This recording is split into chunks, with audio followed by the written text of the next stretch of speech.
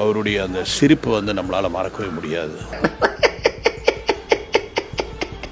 அந்த ஒரு மாதிரி ஒரு சிரிப்பு, அதுதான் அவருடைய யூனிக் சிரிப்பாக இருந்தது. உழைப்பாளையில் நடித்தார், சந்திரமுகியில் நடித்தார். சந்திரமுகியில் ஒரே ஒரு சீன் தான் அவரை கொடுத்தேன். அவர் கேட்டார், என்ன சார் ஒரு சீன் அப்படின்னு, நீ வாப்பா நீ வந்துட்டு பாருன்னு.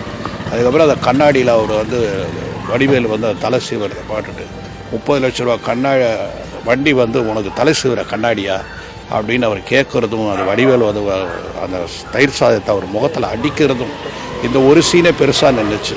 அந்தளவுக்கு அவர் ஒரு சீனோ 2 சீனோ வந்தால் கூட அந்த சிரிப்பிலே நிறுத்திடுவார் எல்லாத்தையுமே. அப்படி ஒரு திறமையான நடிகர் இன்றைக்கி வந்து நம்மக்கிட்ட இல்லை அப்படின்னு நினைக்கும் பொழுது ரொம்ப கஷ்டமாக இருக்குது. அவர் குடும்பத்தாருக்கு எப்படி ஆறுதல் சொல்கிறதுன்னு தெரியல.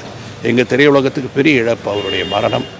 இப்படி நல்ல நடிகர்கள் எல்லாம் இப்படி மரணத்தை சந்திக்கும் பொழுது மிகவும் வேதனையாக இருக்கிறது.